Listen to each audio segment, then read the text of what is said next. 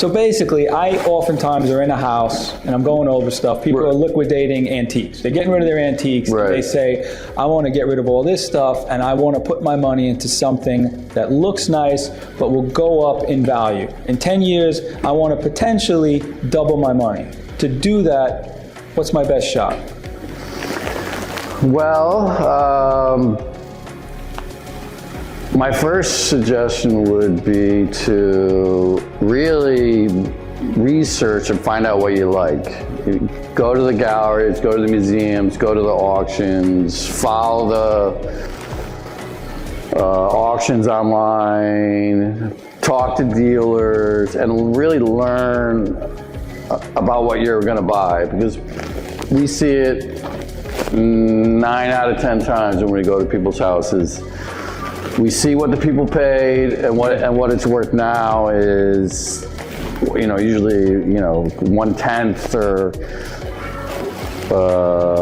1/5 of what they paid, because they got excited when they were younger and they bought something at a retail price, and they were given a story that this is going to go up in value. But the good thing about our business is there's data points all day long. Every day I'm looking at auction results, like the Calder behind you. I can go and look at the auction history of this for 30 years, and I can see it's going a little bit up. It's like buying a bond in the stock market. It's bonds are considered safe investments. He's a modern master.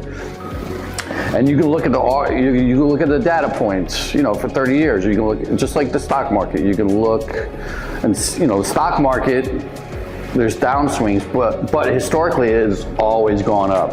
Of course. It's kind of like buying a Calder, or a Picasso, or a Stella. You can look at the data points for 30 years, and you can see there, so a few dips, but they just slowly go up. These are prints we're talking about. Paintings are a whole other story. Paintings are a little bit more pricey, and riskier.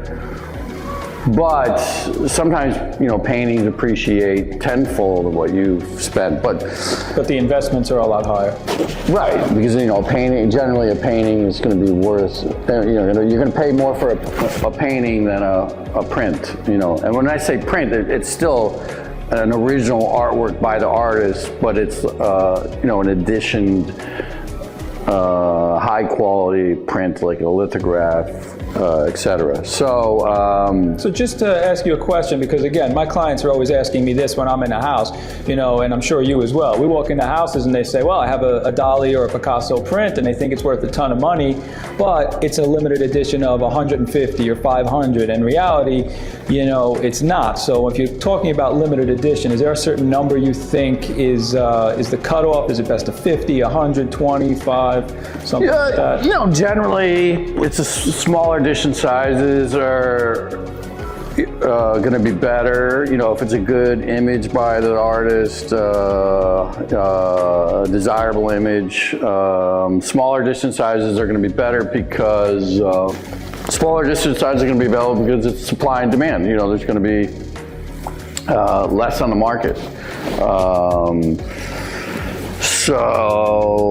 But getting back to it's research. Always buy what you love, then you can't lose. But the information's out there. Mm-hmm. I can go back and look at the price results for that print for 30 years. Mm-hmm. I can see 30 years ago, you could probably buy it at an auction probably for $600, and now maybe the auction range is 3,000, give or take. So Calder, you would consider, by what you're saying, blue chip. That's a blue chip artist that you can kind of run. Oh yeah. That will continue to go up, and it will have that relationship. Yeah. Again, this is a print. It's in the $3,000 to $4,000 range. Paintings by Calder, well in the millions. His sculptures, millions. A little tabletop original Calder, could be over $1 million. So he's one of the greats. Stella, Stella is one of the modern masters as well. It happens to be he's still alive. He's born in 1936. He's not a young man. This this piece is an important print he did, and again, I can go back, look at the data points at auction, and see that it's, you know, slowly appreciating in value. I got it. So give me an example. I know I'm putting you in a corner here, but so you got Stella, you got Calder. Give me 2 other artists that you consider blue chips that you would potentially love to have in your collection. There's a Chinese artist that I love, Zhao Wuqi. He's the most important 20th century Chinese painter, abstract expressionist, if you want to call it. You know, oil paintings in the millions, but you know, you can have, you can buy his prints. You know, if you pay attention and you're following the auctions, you can buy a great print for $3,000. But there are prints of his that, you know, can go for $15,000 or $20,000. So I've had quite a few of his pieces over the years and always done well with them. I have one in my collection right now. So Zhao Wuqi is one of the greats. You know, obviously Picasso. You know, there's still Picasso pieces that are relatively affordable. You know, they're going to be more than a Calder in most cases. He did prints. He also did ceramics. You know, we've handled a lot of Picasso ceramics together. Always done well. But again, you got to do your research. There's all these artists, or maybe not Stella so much, but all these artists are forged. Mm-hmm. You know, there's plenty of Calders that are not authentic, not approved by the Calder Foundation. There's, you know, Picasso's probably one of the most forged artists of all time. So if you, so regarding the forged items, again, you and I are, you know, in houses all the time.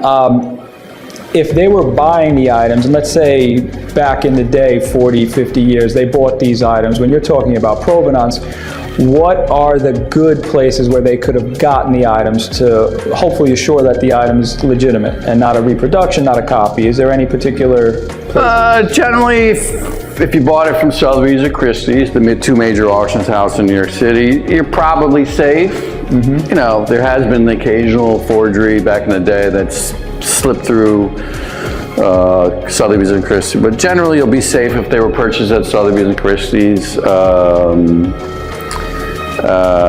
If you bought it on a cruise ship, which we see a lot, you know, we see it all the time. People bought a Chagall or a Dali on a cruise ship. Great. Then you're probably in trouble, you know.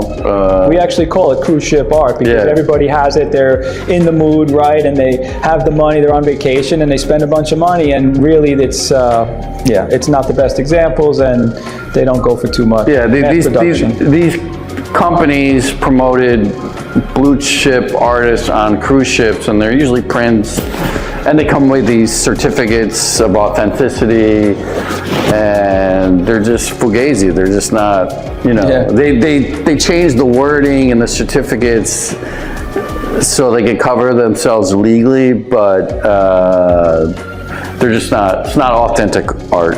And we see it all the time. Chagall, Dali, a few other of the Picassos, I guess. Now, Glenn, just so we know, what are your qualifications? You know, you've been in this business a long time. You know, what do you do? What's your history? And tell me a little bit about your background.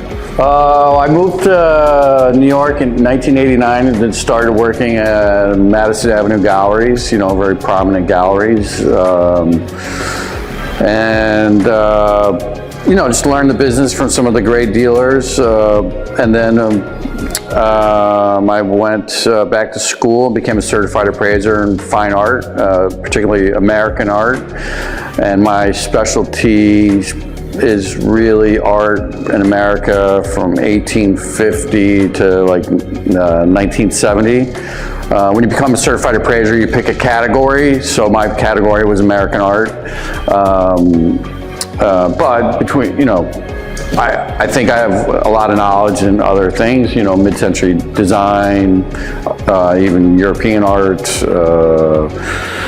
So So I'm a certified appraiser, Appraiser Association of America. I have a gallery not far from here, open to the public on First Avenue, called Spellman Gallery, and then we opened this new venture this year in 2024, Upper East Modern.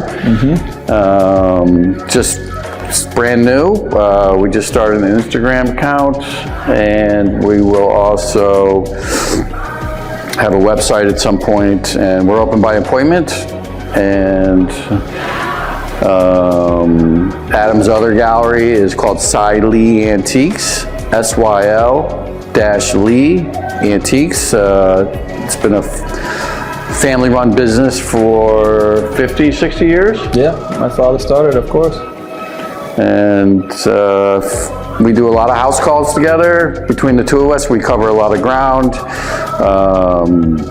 And we generally like to help people dealing with estates or dealing with their moves. It can be overwhelming for people, But imagine, you have a whole apartment or a whole house filled with stuff that, and you don't know what to do with it. What to sell, what to donate, what to give away, what to throw out. We basically go through the whole home and just sort it into categories and hopefully buy some things if it's appropriate for our business.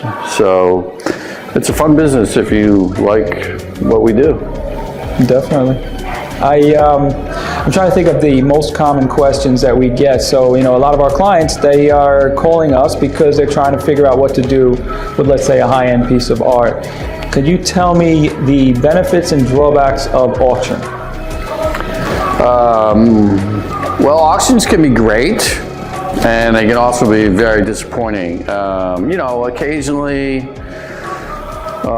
with an auction house, you'll get a bidding war for something, and something will just go way over the estimate and be a complete home run for the seller. It doesn't happen all the time, but when it does happen, it's rewarding financially. But on average, auction houses,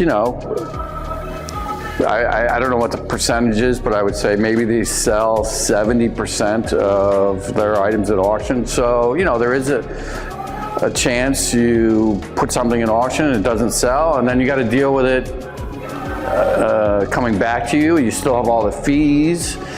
Glenn, what are those fees? Give me some ideas of what kind of fees my clients are going to be paying.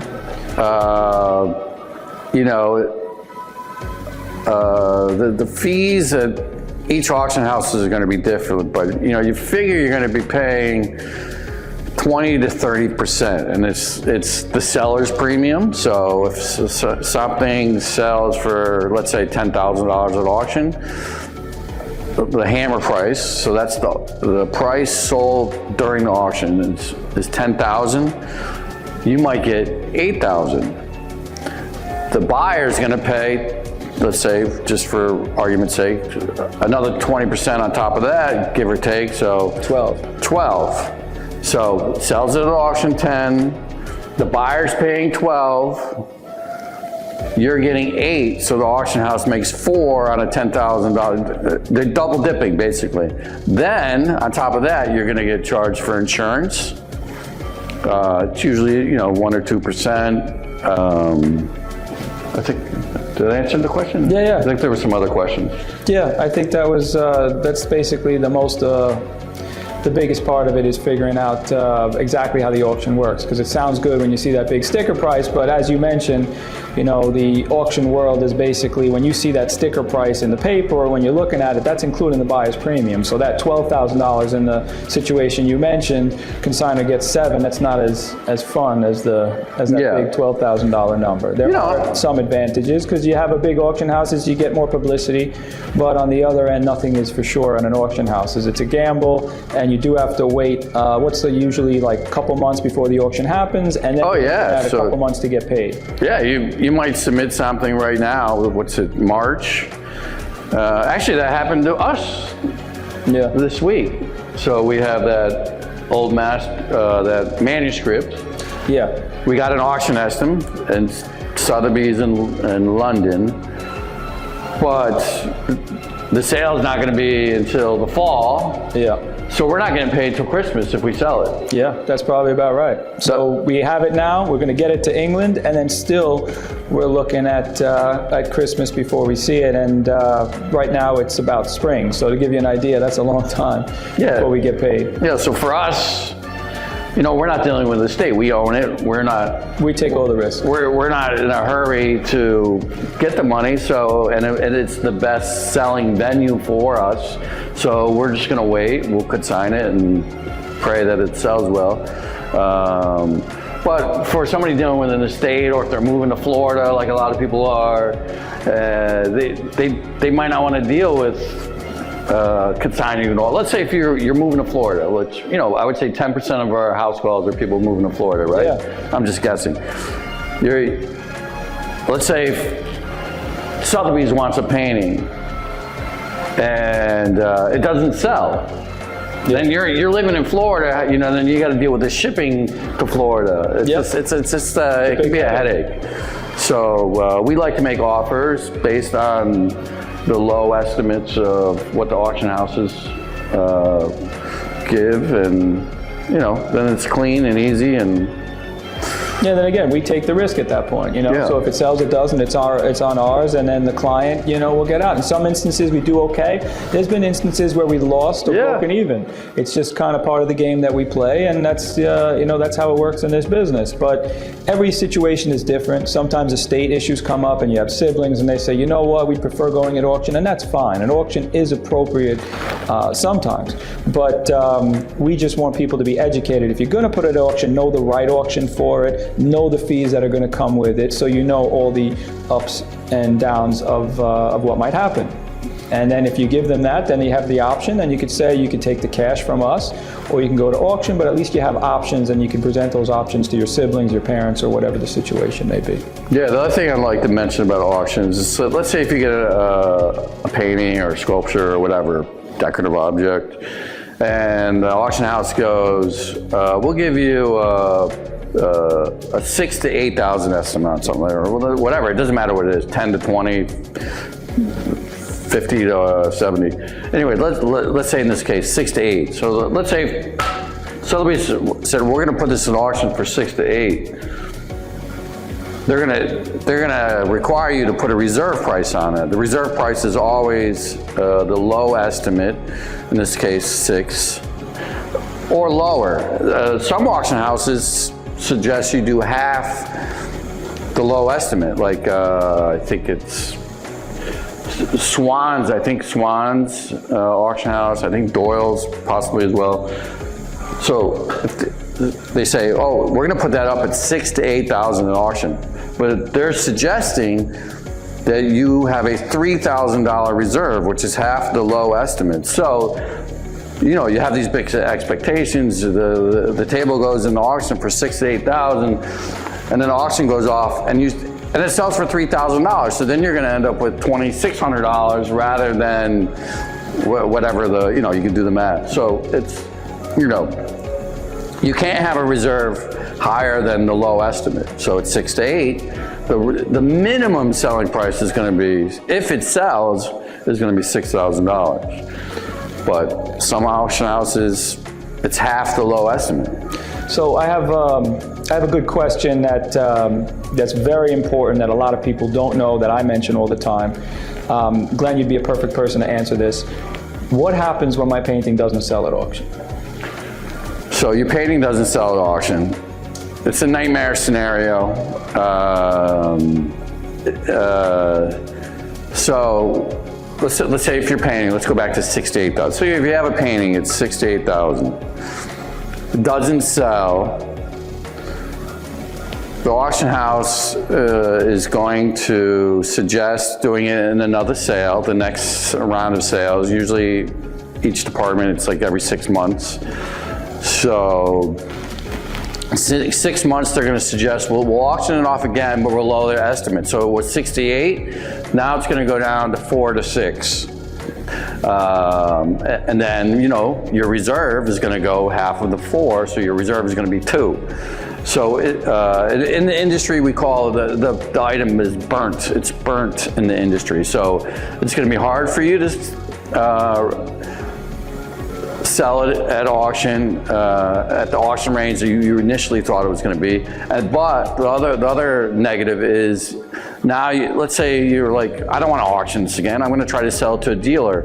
Well, you're going to take the painting and you're going to offer it to some other dealers.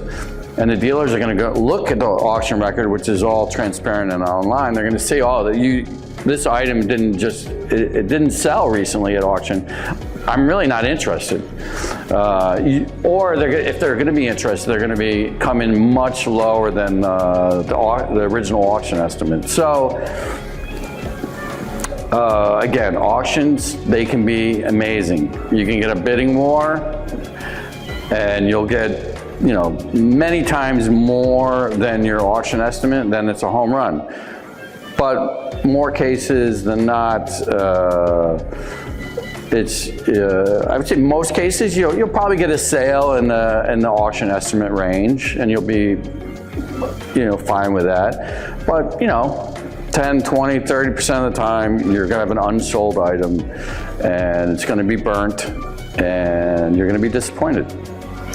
Definitely, and I think that it's important to, you know, ask a professional. If you're not in New York, maybe ask another professional. But ask a professional who knows what they're doing, like Glenn or myself, or, you know, anybody who's in your particular area to give you advice. Because if you do go to auctions, there are certain auctions that specialize in certain items. There are certain specialists that I like at specific auctions where I like that specialist. It's not even the auction. So, you know, I think that has a lot to do with it. These specialists have their contacts. They know, they have an idea of who might potentially buy these items. So by asking us or a professional in your neighborhood, you know, at least you'll get an idea of what might happen at auction. So you're a little bit more protected, a little bit more knowledge. Nothing is a sure thing, but at least you'll have a better shot at knowing what you're walking into by speaking to, you know, someone who knows what they're doing.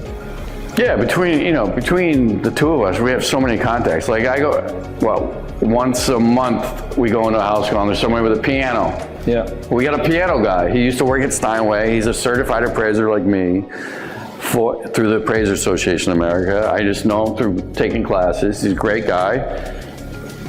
We don't want to buy a piano, so we'll give you the number for the piano guy. He's an expert. He comes to your house, he tells you, you know, most pianos you're gonna have to donate, but there are certain pianos that still are desirable in the marketplace, and we have the name of the guy to talk to. And that's, you know, we have a Rolodex of, I don't know, what do you think? A couple hundred specialists. You know, some people specialize in, you know, Herman Miller's screens. Some people specialize in pianos. Name it, there's a specialist for it. Yeah, 100%. And when it comes to auctions, you know, there's probably, a lot of people know 2 or 3 main auctions that are in their head, but there's maybe hundreds of auctions, even within the New York area. There's probably hundreds right here. And there's certain ones that are better than others for specific items. You know, you don't even have to go, you know, the big brands that you know. Sometimes you could do better at a smaller auction depending on what that item is when it comes into fees. Sometimes the smaller auctions are even a little bit better.